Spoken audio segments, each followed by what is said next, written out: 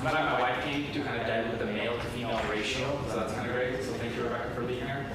Can I get a raise of hands on how many people have done any sort of web development related to Python? Okay, wow, okay, most great, perfect.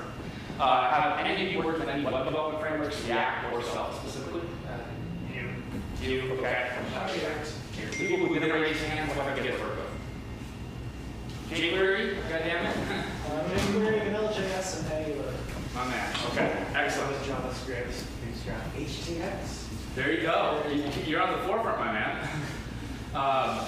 Yeah, so this talk is really about this concept of F over state. You have a function that takes in state and then it renders the page. And so the title of this talk is What React Promised, and in my opinion, what Svelte actually delivered.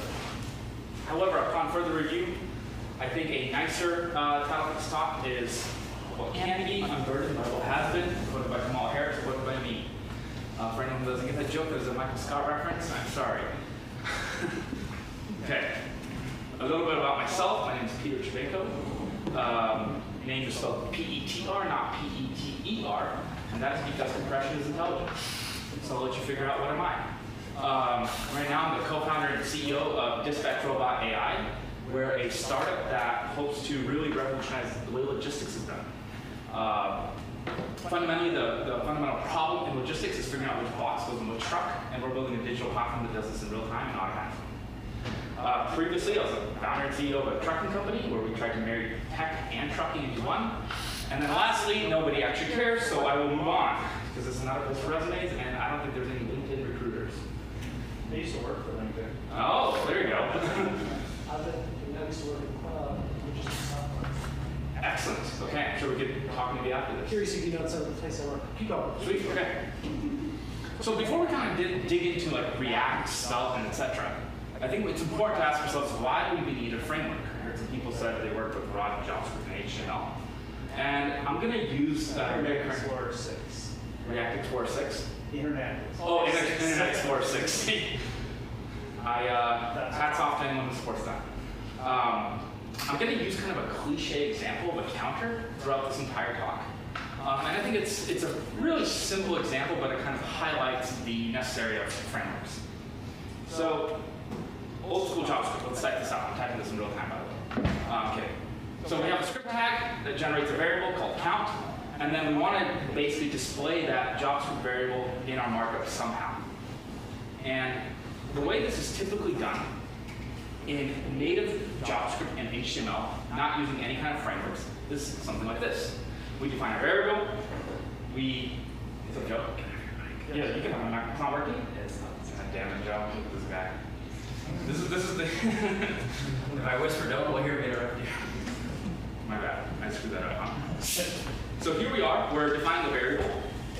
We are referencing the HTML elements in count display and increment button. And then we're attaching a click event listener for the button that says when this button is clicked, we're going to increment that counter by 1. And then we're going to update that p tag to that current count. And so this is what it looks like in raw.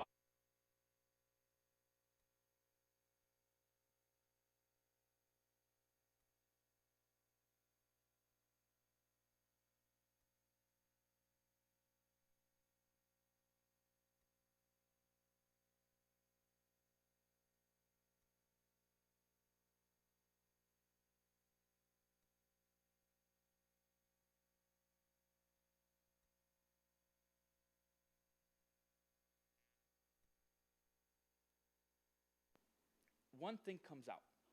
This code allows us to update the p tag with the ID of count and says, hey, what's the current count? We're going to go ahead and update it.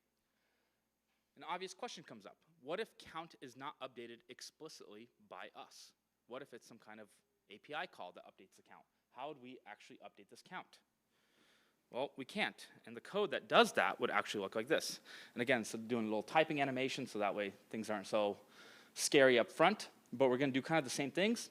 And if anyone has ever worked with object-defined property in JavaScript, it's kind of a cool way to wrap some variable or some kind of state that you can tap into listeners. So you can have a getter and a setter. And the setter allows us to tap in anytime that variable is changed. And so the way we would mimic an API request is basically doing window.count, and then we can update that. And so that way, this looks like if an API updated that state, we can reference that state and then update that in the DOM. And finally, this is what it looks like if we combine both, which is we're manually updating that state or an API call is updating that state. Now, if you look at this and you think this is fine, you are a masochist, okay? And I'm not going to judge you. I respect that effort. I personally look at this and I go, like, this is insane. This is actually ridiculous. And it's really because JavaScript and HTML from the forefront were not designed to be reactive systems. They were static systems. And so before we got into the question of why do we need frameworks, it's important to understand where we're coming from before frameworks even enter the question, whether it's jQuery, Express, React, Svelte, and so on.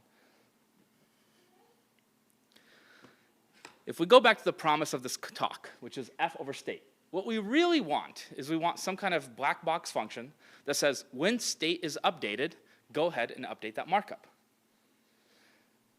This is actually a solved problem back in the 60s and even 70s with magical software known as spreadsheets. For anyone who hasn't played with spreadsheets, I'm sure everyone here has, spreadsheets are an amazing example of kind of what we want in the web development environment. Now, due to the way Keynote works, I can't actually interact with this table, so I'm just going to jump over. Let me see if I can just exit real quick. Jump over and play this. Actually, no. Sorry. Let me do this.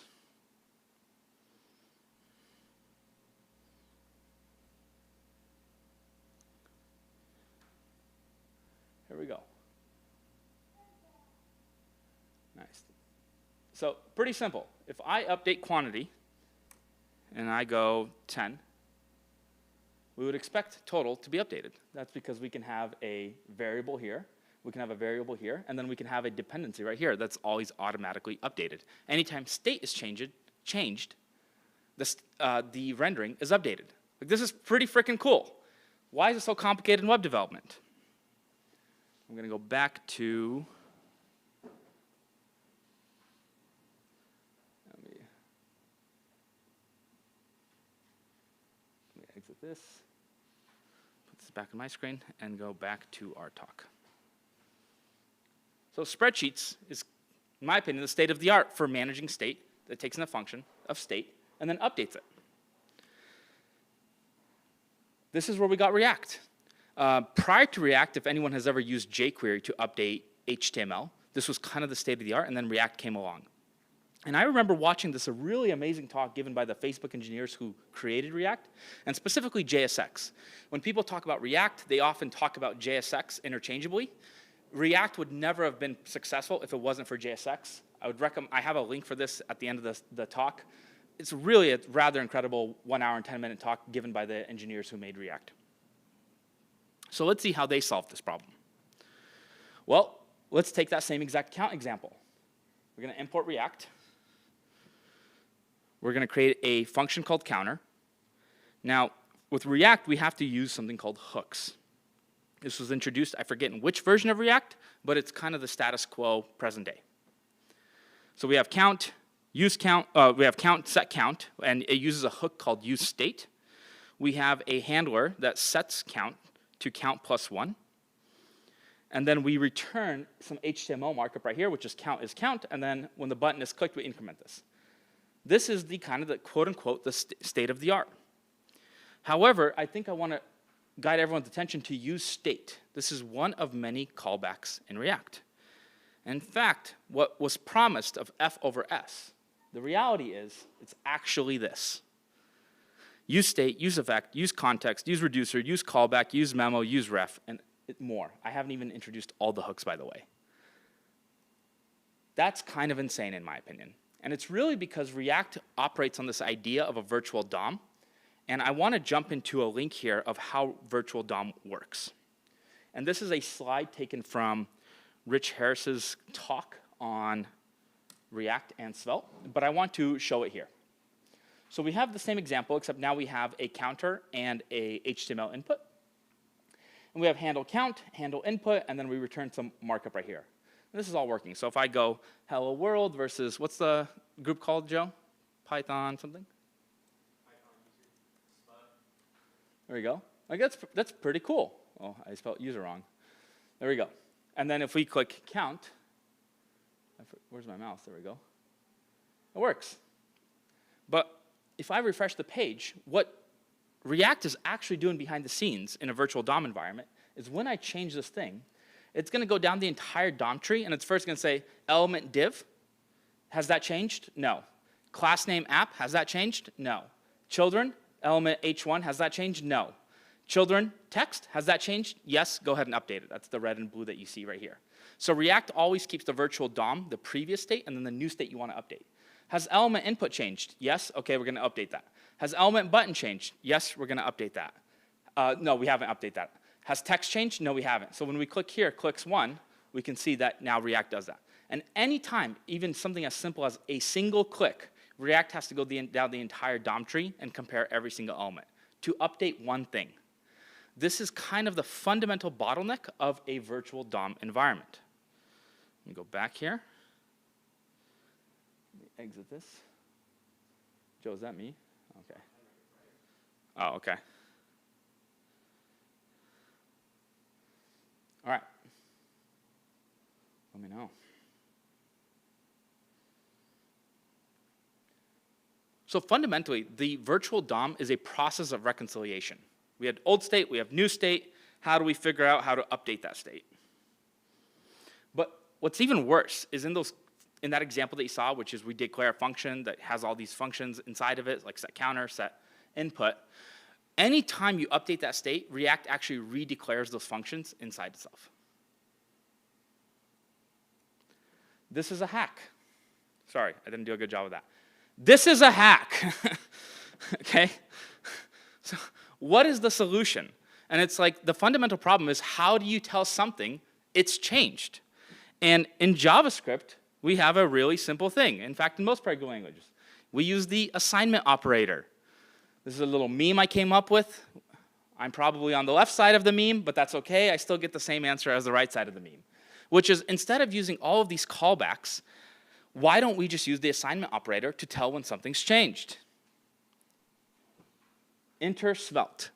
Now, Svelte has a leg up on React because it had about 6 years between the React version with JSX introduced to when Svelte version 3 specifically was introduced. And this was really highlighted by an amazing talk that Rich Harris, who was the creator of Svelte, gave in 2019. And the idea is how can we take React's declarative syntax and instead of using something at runtime to compile it down into an imperative approach, use a compiler. And so that same count example, let's see what it looks like with Svelte. We're going to create a script tag. And right now, you might think, like, none of this is Svelte. This just looks like regular HTML and JavaScript. By the way, that's it. You have a variable. You have a function that increments that variable. And then you just reference that in curly braces, those variables. This is fully reactive. For comparison's sake, let's look at that, compare React to Svelte. I'm not a crazy person, but I know which one I'd rather use. And it's funny that when you compare the React code to the Svelte code, Svelte actually calls itself a superset of HTML. And that's because if you look at it, it looks like you're writing regular script tags, regular HTML. It just so happens to be reactive.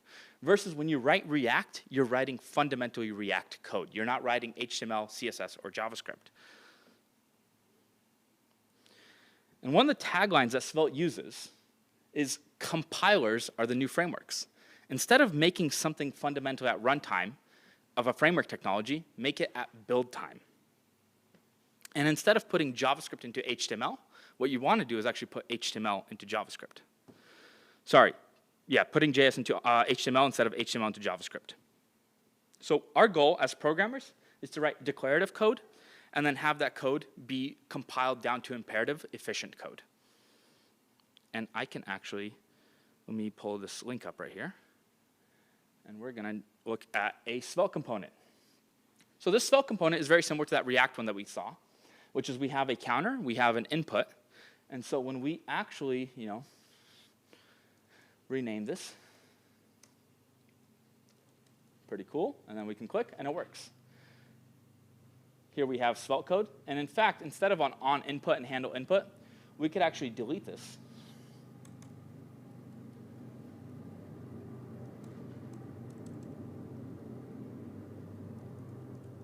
And we can actually bind that value. So we can go bind HTML value, and it works. And we can go one step further. We can delete handle click, and we can make it an inline function.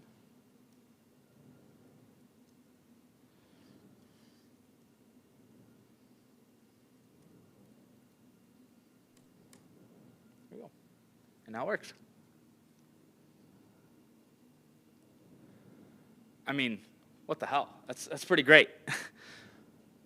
Okay, let me put this back and then get back to the slideshow. Compilers are the new frameworks. This is a paradigm, and in fact, we know it's a paradigm because React, in React version 19, I believe, is creating a React compiler. So they are moving to this fundamental way of doing things. Now, besides that example, I want to actually go through a few Svelte examples of how to do styles, transitions, animations, and some more examples. Okay. One of the things you'll notice is that when you write Svelte, again, it looks like plain HTML, CSS, and JavaScript. So we have a simple, oh, you guys see that? Cool. One of the things I want to show is styling. Styling is an important thing. Is that the train moving that? Yeah. That's incredible. Okay. So I'm going to create a thing called nested. And, you know, they often say don't do things in production, but I actually think that this is kind of cool to do. So import nested from.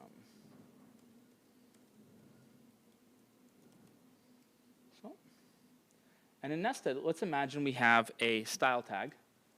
It doesn't have autocomplete. And we're going to have a p tag with a color of red. So we have a p tag. Hello. We're going to remove this. And so one of the things that happens with component type frameworks is anytime you have parent and children and grandchildren, you potentially can run into styling conflicts. And what Svelte actually does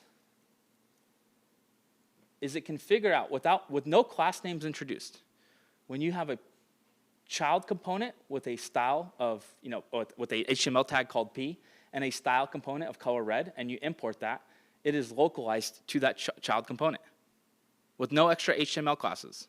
It just works. Now, if I were to say, let me create a style tag here. We're going to go P, and we're going to go color blue. What do you think is going to happen?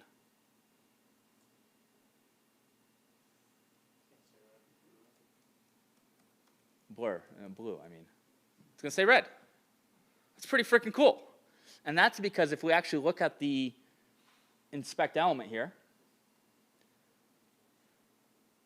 move this over to the screen. If we look at the fundamental output,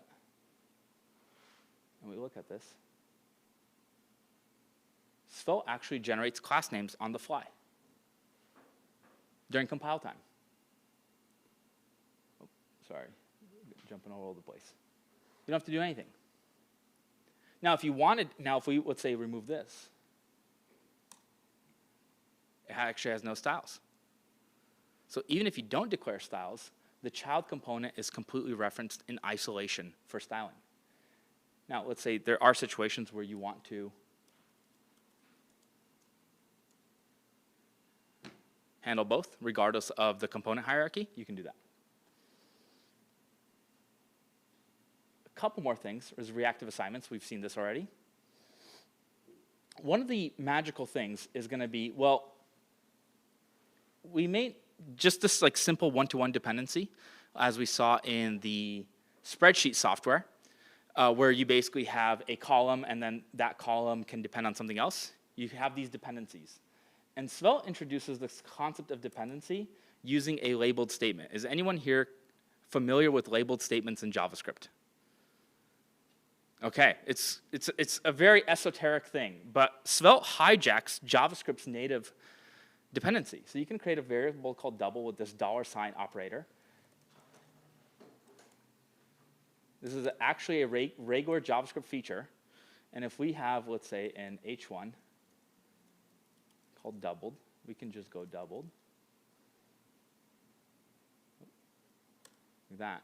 And so if we click this, we have a dependency. Now, the thing about Svelte is when this changes, it is not rewriting doubled. It is only rewriting the value that's changed inside double. It can actually do this. And when you do click 24 times or 25 times, it's only changing that value inside the HTML tag. And we can actually look at the JS output code right here, if you guys are interested. We can go down to it. Count, handle, invalidate. So Svelte actually generates working JavaScript code in the browser. It just works. It's kind of nice. Let me pull this back.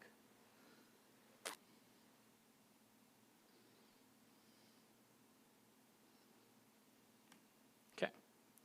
These are the links I mentioned for React.js that I highly recommend. It's called Introduction to React.js. It's by Meta, published in 2013. It's about 11 years old now. Really great introduction by the gentleman who made the team that made React.js. And then recommendation that I would really highlight watching is Rethinking Reactivity, given by the creator of Svelte.js in 2019.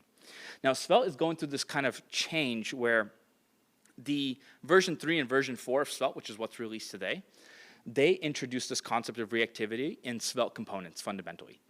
Now, if we go back to that example, let me exit this real quick.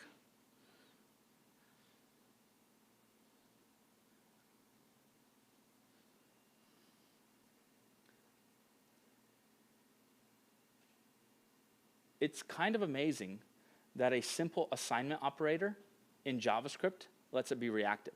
And then if you want this dependent reactive variable, you just do $ labeled statement, and then it works. But this is reactivity that only exists inside of Svelte. If you have a JavaScript file that works with Svelte, you lose all reactivity. So if you have something that ends in utilities.js, you don't actually introduce any kind of reactivity. And Svelte 5, which is going to be released here anytime soon, introduces the idea of runes. And runes maps to this definition of like this mystical call. It's not released yet, so I don't think I can do it here. But basically, runes will allow you to introduce magical assignments where it'll make any code in your entire stack reactive. So if you have a .js file, you can introduce a rune called state. Let's say a counter in that example, and you have a state inside a JavaScript file. You can import that state into any JavaScript file or any HTML file or Svelte file, and it will be reactive. So the entire thing goes through a compile step, and then it makes the dependencies available to the compiler, and that generates the reactive code. Let me go back. Pull that back in. Oops.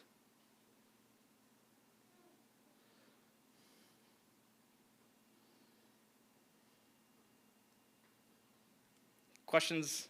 Anything I can answer? That was just a brief introduction over why I think Svelte delivered on the promise, which is you have state, you throw it into a black box called a function, and that function then renders that component, whether it be an insanely complicated component hierarchy or very simple as a count. Anybody have any questions? You mentioned an animation demo. Oh, yes.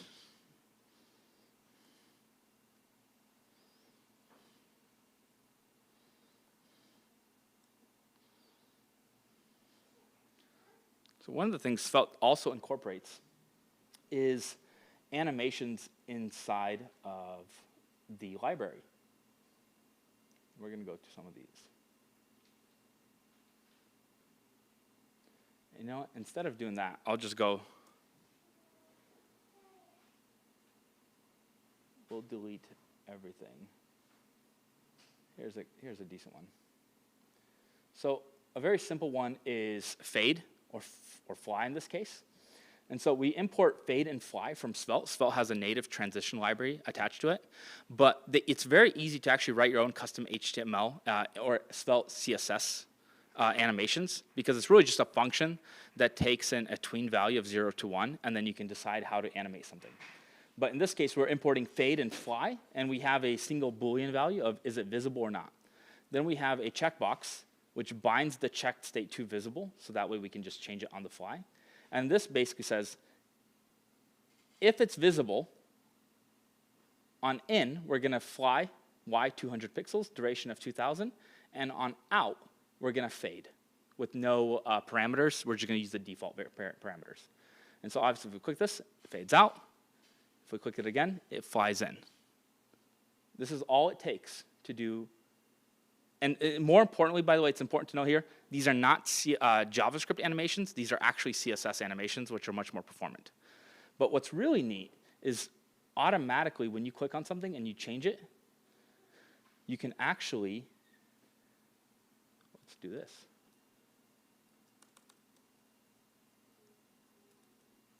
We're going to do the same thing.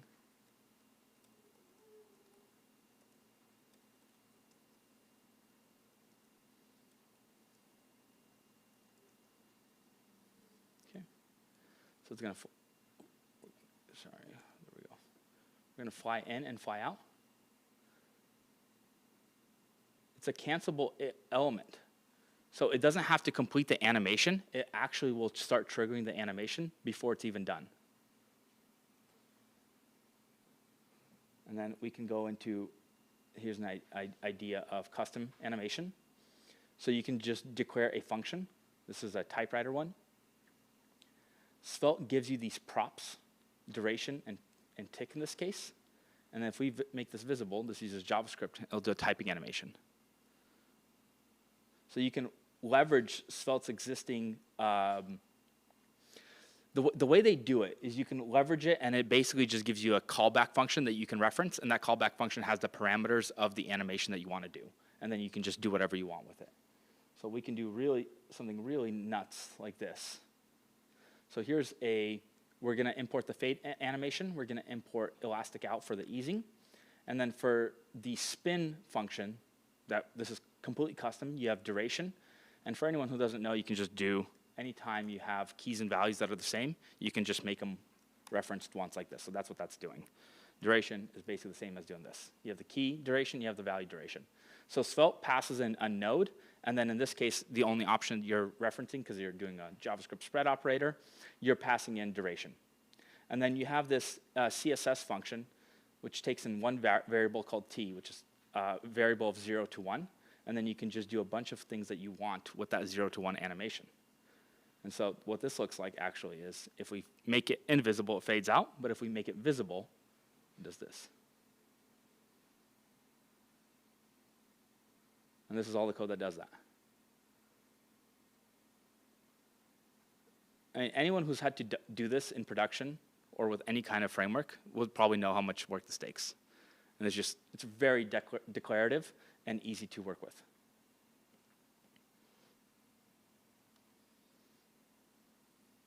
Let me take this back.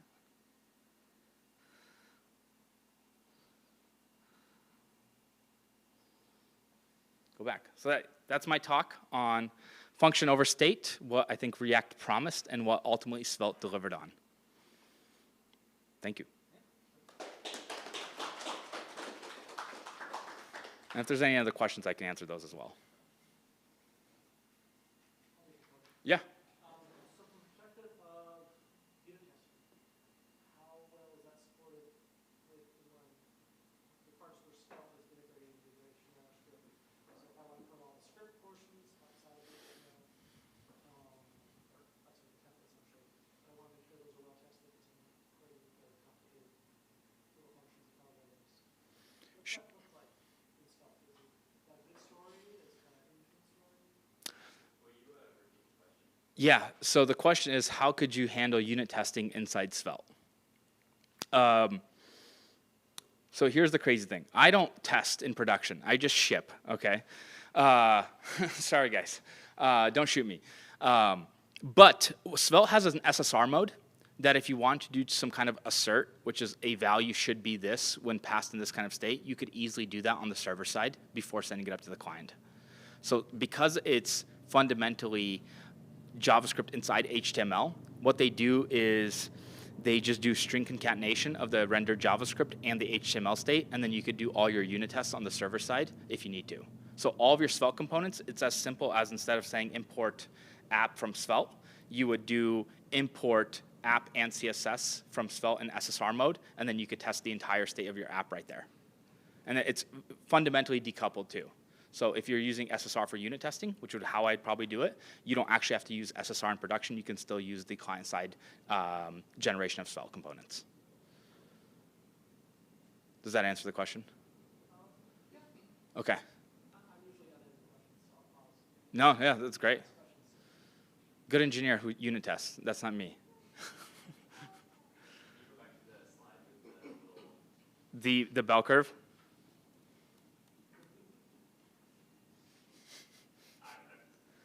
Oh, okay.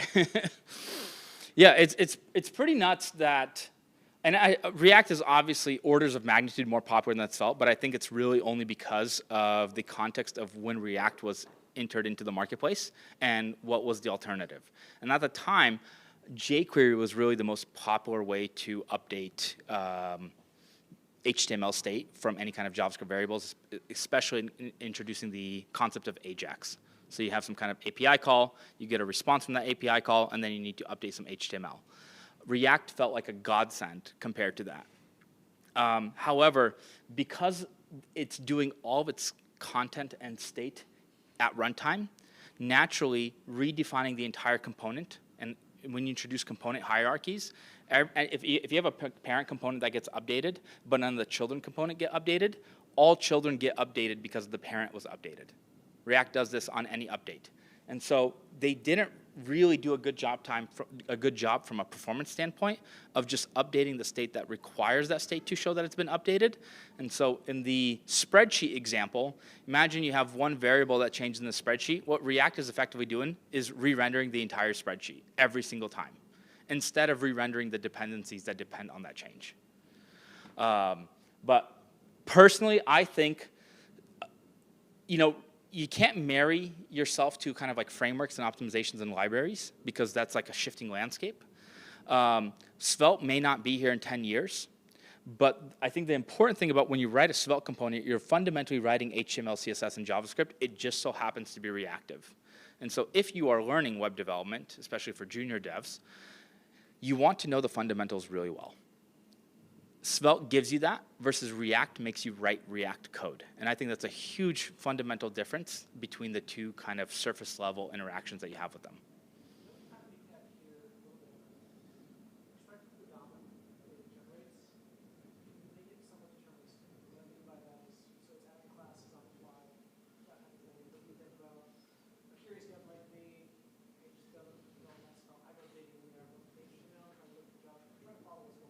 Yep.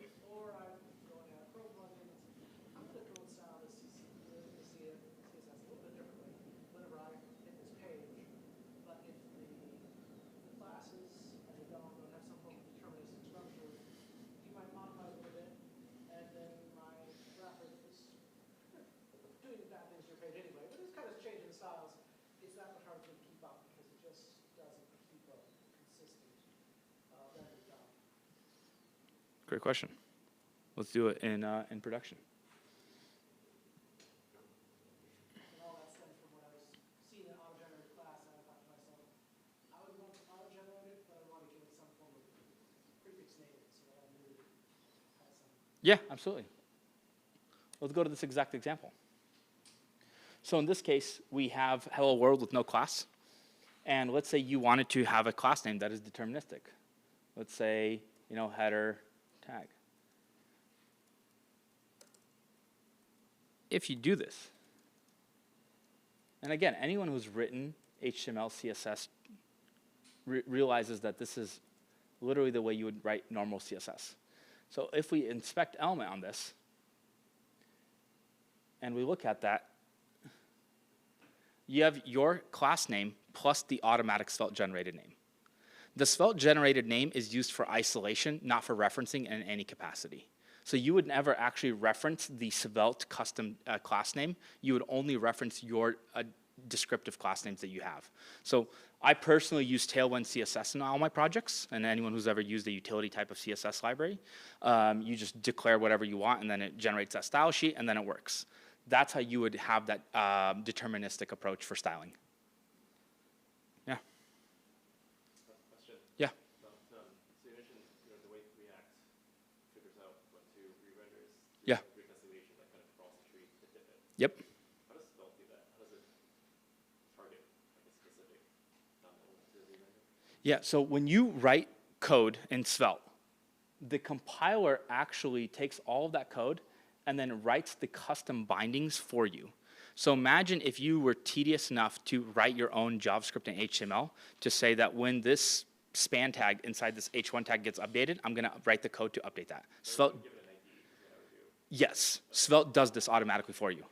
Yeah, so it actually looks at all the dependencies and builds a dependency graph using forward referencing. This is how kind of the original, I'm forgetting the name of the first spreadsheet software that used forward referencing. And then VisiCalc came out, which used kind of a React method of re-rendering the entire screen. Yeah, so in the JS output right here, this is actually what the compiler is doing. And so we have, right now we have generate DOM or SSR because we have DOM. This is the actual compiled code that you have. So you have an H1 element, you have a text content, hello, and then you're using the JavaScript syntax right here for dynamic variables. You attribute H1 class header tag, and then it has a Svelte name. This M class, which is what actually inserts that value. P, I, O, and D, I'm not sure what those do. This, I think, tracks your lifecycle events. Let name, world right here. So as you can see, it references the name back here. So how is it targeting these things?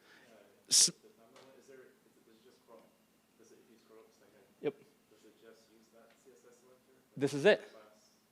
So it looks for the class header tags, blah, blah, blah. That's right. For all these variables. That's right. Yeah, so you can see the entire Svelte compiled code right here. This is it. This is the entire code base. And so if we were to make a dependency. Yeah, that makes sense. Because all the Svelte generated classes are unique, right, presumably. So Yep. Right, like this. And we look back at that generated code.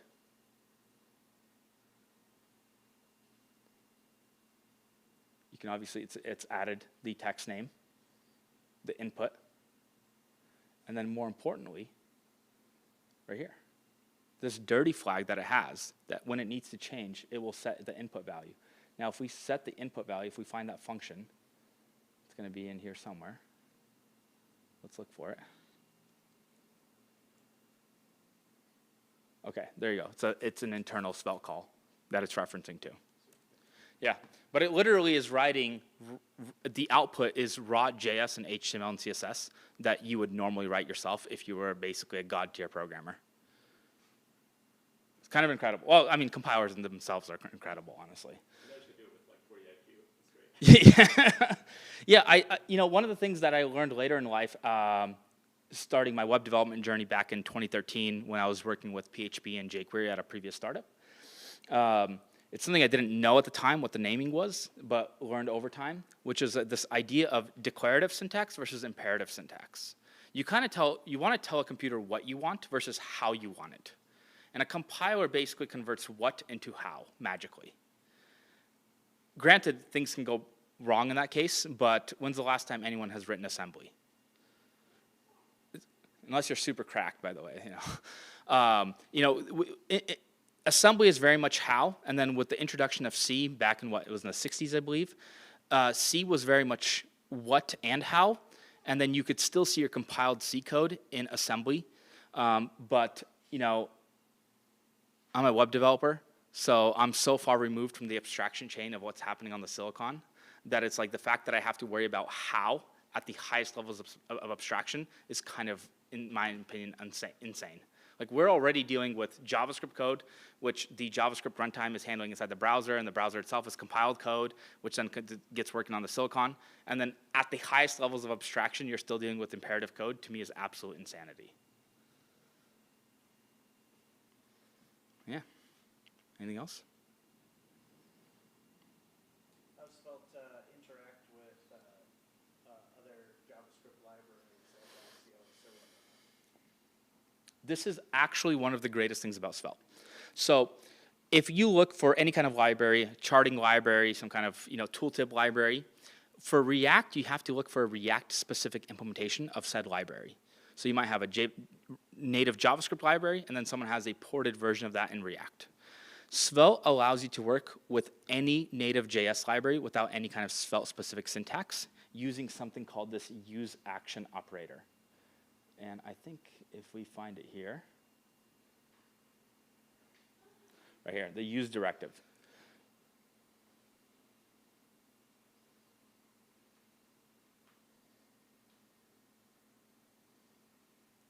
So if we take a look at this implementation, which we have a show modal, and then we can click outside of it, show modal, click outside of it. We have this export function called click outside, which takes in the HTML element node. We have here a handle click. So handle click event, if the node doesn't contain the event target that we clicked on, we're going to dispatch event called new custom out click. And out here, click outside. On click, show modal equals true if show modal. It's actually a good question of how they do this. New custom event. And they're not using the use syntax here. Oh, here we go. Sorry, I didn't see that. So on click, you want to show modal equals false. So show modal. So if you click inside here, nothing goes away. But if you click outside of it, it hides it. So this use whatever you want references this click outside, which if we go in here, this is this function. This use directive lets you work with any JavaScript library you can want. So if it's a JavaScript library, it works in Svelte. Period, end of story. It doesn't have to have, there are no Svelte-specific ports for most frameworks. So one of the ones that I use most famously for my own apps is Tippy.js. This is a great library for tooltips, cases like this. All you have to do is if you have any kind of Svelte element, you just basically use tooltip implementation, and that function is basically the instantiation of this tooltip library. And you basically say, here are my options, here's my implementation that I want. Do I want it to be on the left? Do I want it to be on the bottom? And then it instantiates the Tippy.js library, and then it works. That's actually a really great question because it highlights an important step. When you use React, you have to use React libraries. When you use Svelte, you can use JavaScript libraries. And so when, on the surface level, if you were to compare, yeah, but React has 10,000 libraries and Svelte has 1,000, it's really because Svelte doesn't need libraries.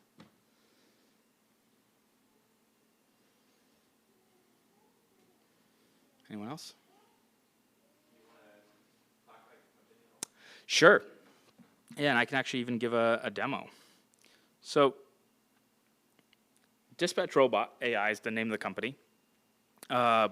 When I was running a trucking company, we grew from 2 trucks to about 27 trucks in the span of 6 years. Grew from $0 in revenue to a little over $4.5 million in revenue in business. And what's not common to most people in trucking is the entire truckload, the entire trucking market makes up about $980 billion of transactional revenue a year. But about 20% of that market is what's known as the truckload market, which is this for-hire carrier business. And that is a trucking company needs to ship some kind of freight from point A to point B. How do you connect the shipper who needs that shipment hauled to the trucking company?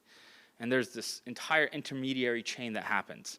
And so when we were building our trucking company, we built our own technology to address some of these needs. And it hit me after about 4 years in the business that the way we were doing things is absolutely insane. Basically, trucking companies have to spend all day long spending time finding freight. It's a very inefficient and manual process where a freight dispatcher spends 90% of the time looking for work, 10% of his time doing work. It's a broken model in my opinion. And so one of the things that we're building the first product that we have in production right now is a tool that effectively aggregates and automates discovery for the trucking companies themselves. So you have different platforms that post all these different shipments in real time, and there's thousands of results. Let's say you're a trucking company, you want to find a freight from Spokane, Washington for your truck. You're going to have to filter through hundreds, if not thousands, of results from multiple different marketplaces to find the best chance. And we built a tool that automates that discovery process. However, during that building time, we've realized that what we really want to do is just digitize the industry. And Expedia is a great analogy for this. When's the last time you had to call someone to book a flight? Doesn't happen. You can just create what query you want. I want to go from this airport to this airport for this date, and then you can just book it online. It takes about 15 minutes. Trucking is very much an opaque and manual process. But that really all changed at the end of 2019 when the federal government introduced new legislation changes that required truckers to use a hardware tracker in every single truck in America. They brought the entire industry online overnight. That hardware has not been utilized to actually standardize the industry of operating. And so what we've built is this idea of find a truck. So if we have a query here, which is flatbed truck near Dallas, Texas for tomorrow, I misspelled Dallas, tomorrow at 10 a.m., U.S. citizen driver, clean background. This will be a ton of constraints that a shipper might have. Could be military freight or some kind of specialized freight. And if we click enter, it doesn't work. Hilarious. That's a great demo, guys. This is a let's try that. Okay, it's not working. That's funny. I wonder if I change something. Let's do this. I have a hosted demo here somewhere. I forget the URL.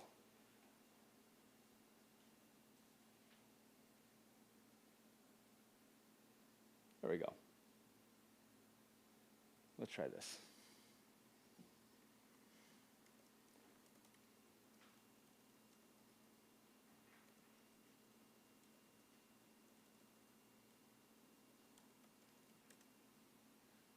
And it would find all the matches.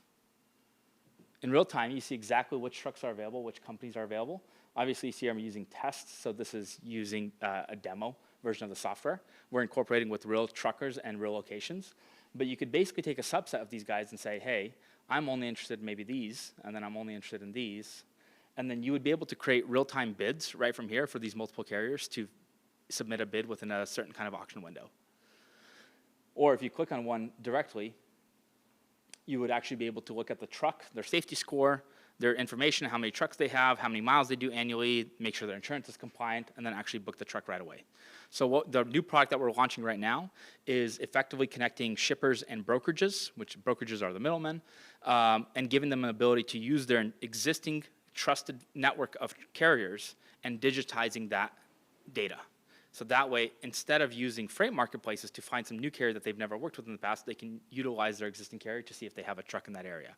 So if I had a shipment in, I don't know, where we are, Spokane, Washington.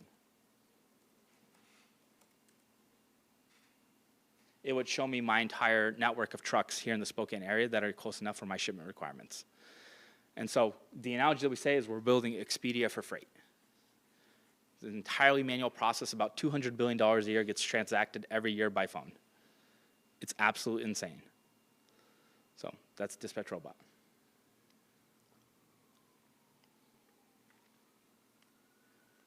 My wife said, yeah. Thanks. So cool.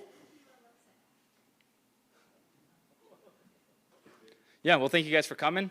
Hope you try Svelte. Honestly, if you're writing any kind of web development stack, whether it's Python with Django, you can utilize Svelte, and thank me later. I won't charge you a commission fee for a reference. Cool.